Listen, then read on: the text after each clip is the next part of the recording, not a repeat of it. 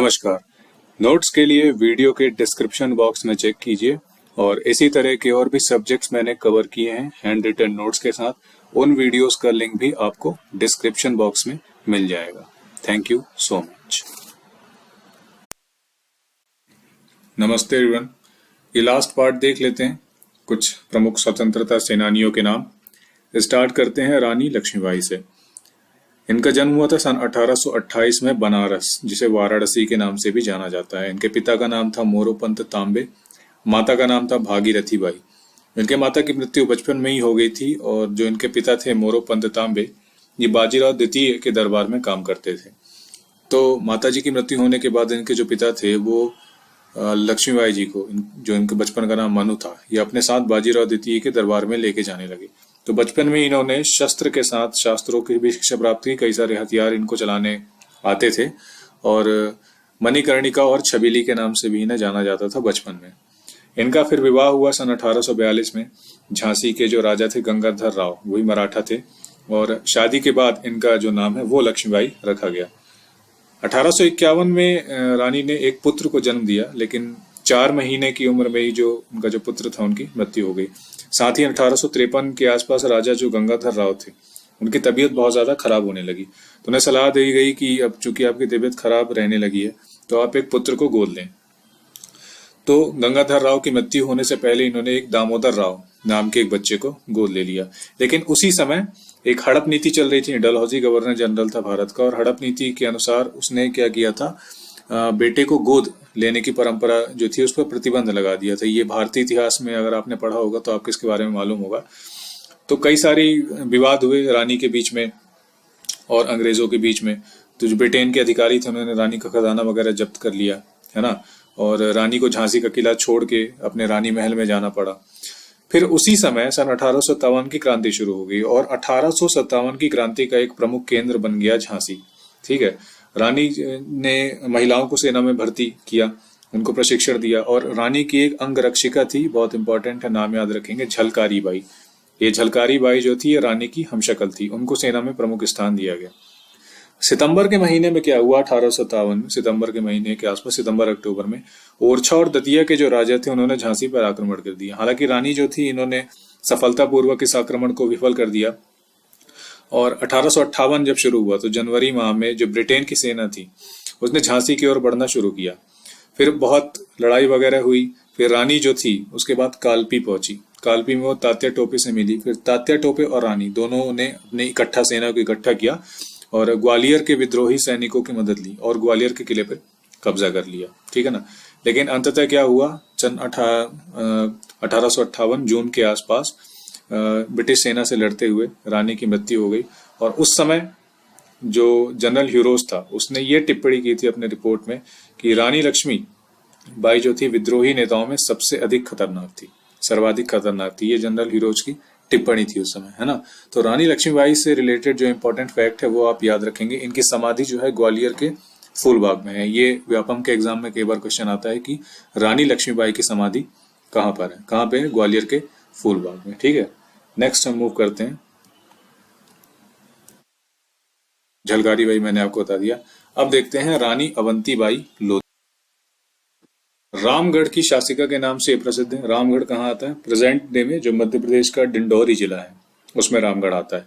अब एक important fact आप याद रखेंगे कि 1857 की क्रांति की प्रथम महिला शहीद रानी अवंतीबाई लोधी को कहा जाता है। ठीक है, प्रथम महिला शहीद। दूसरी महिला शहीद रानी लक्ष्मीबाई है, जबकि प्रथम महिला शहीद रानी अवंतीबाई लोधी है। ये इंपॉर्टेंट फैक्ट है, आप याद रखेंगे। उपनाम क्या है इनका, रामगढ़ की झांसी की रानी इन्हें कहा जाता है। मध्य प्रदेश की प्रथम शहीद वीरांगना भी कहा जाता है।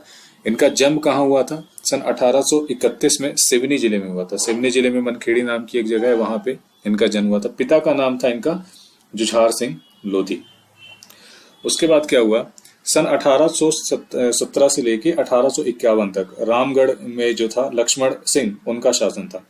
उनका निधन होने के बाद लक्ष्मण सिंह के जो पुत्र थे विक्रमाजीत सिंह, उन्होंने राजगद्दी संभाली और इनका ही विवाह किनसे हुआ, रानी अवंतीबाई लोधी से, है ना। लक्ष्मण सिंह के जो पुत्र थे विक्रमादित्य सिंह, उनका विवाह हुआ रानी अवंतीबाई लोधी से। फिर 1857 की क्रांति जब स्टार्ट हुई तो रानी अवंतीबाई लोधी ने भी उसमें पार्ट लिया, अंग्रेजों को कड़ी टक्कर दी। एक खेरी का युद्ध हुआ जो मंडला के आसपास 19 नवंबर 1857, जिसमें कैप्टन वेलिंगटन की सेना को पराजित किया था रानी अवंतीबाई ने। लेकिन उसके बाद फिर इनकी मृत्यु कैसे हुई? देवहारगढ़ का युद्ध हुआ 20 मार्च 1858 को।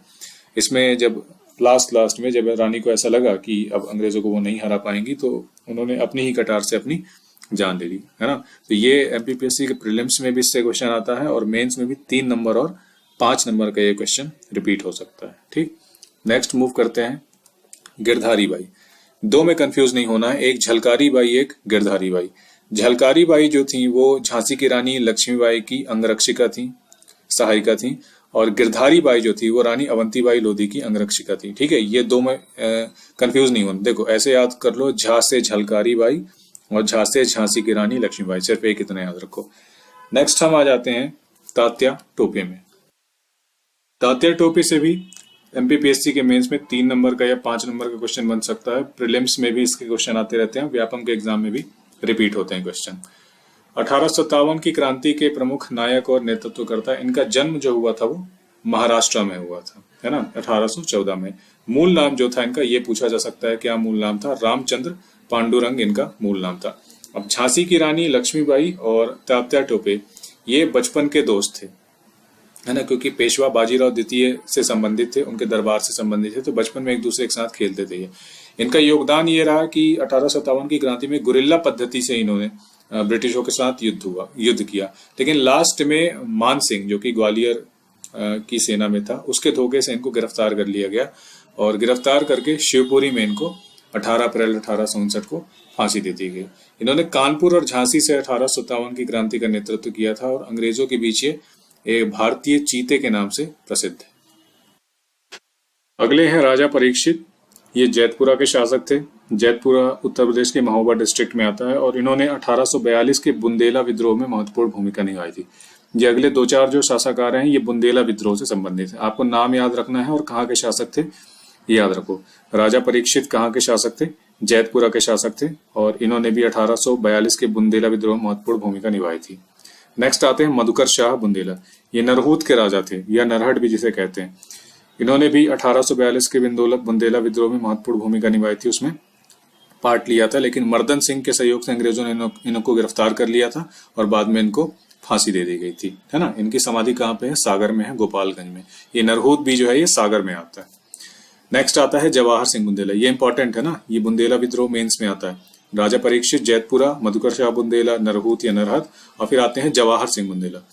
जवाहर सिंह बुंदेला चंद्रपुर के राजा थे। इन्होंने भी बुंदेला विद्रोह के में पार्ट लिया था, लेकिन चाचा खेत सिंह के कहने पे इन्होंने बाद में आत्मसमर्पण कर दिया था। ठीक, फिर आ जाते हैं राजा हृदय शाह। राजा हृदय शाह हीरापुर कहाँ पे? नरसिंहपुर में। नरसिंहपुर के लोधी शासक थे और 1842 के बुंदेला विद्रोह में इन्होंने पार्ट लिया था। बाद में बखत बली ने इनको धोखा दिया था, जिससे कारण इनको अंग्रेजों ने पकड़ के फांसी दे दी थी। फिर ढिल्लन शाह आ जाते हैं। ढिल्लन शाह मदनपुरा के गोंड शासक थे। ये भी 1842 के बुंदेला विद्रोह से जुड़े हुए थे। ये भी बखत बली के धोखे से गिरफ्तार हो गए थे और अंग्रेजों ने इनको काला पानी की सजा दे दी थी। फिर आ जाते हैं हमारे मेन कल्प्रिट बखत बली। ये शाहगढ़ रियासत सागर के शासक थे।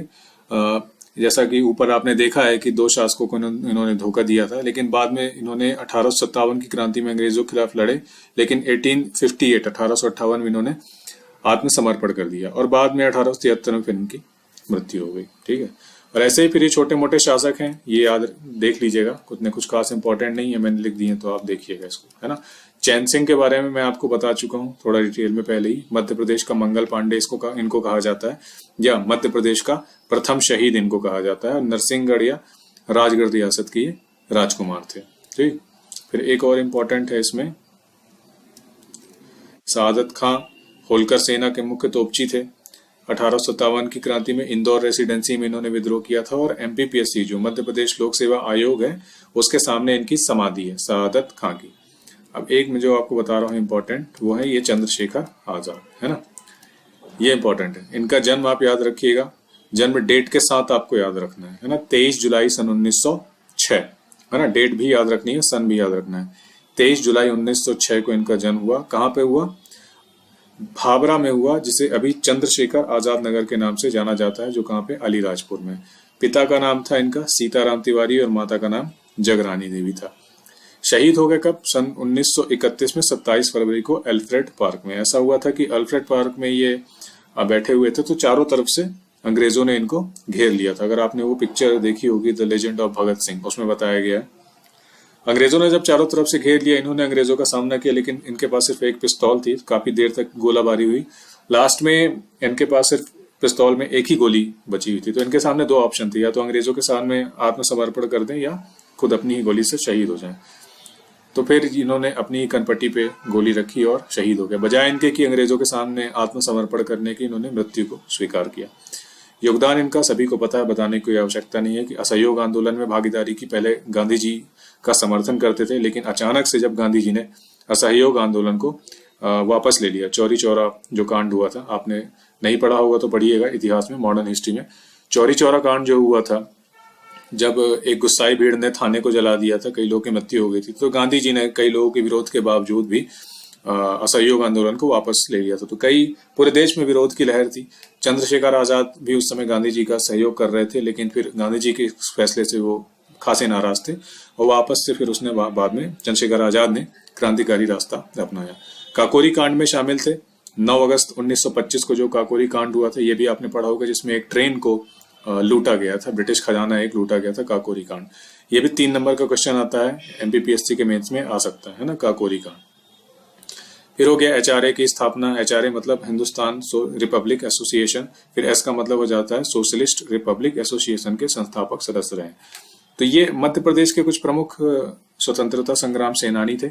एमपी के इतिहास की सीरीज यहाँ पे खत्म होगी, ये लास्ट वीडियो था उसका। आपको अपनी तरफ से ये करना है कि ये जो भी पीडीएफ है, 1-2 बार पूरे वीडियो को फिर से देख लो, 2-3 बार स्पीड बढ़ा के देख लेना होगा, उसको देख लेना।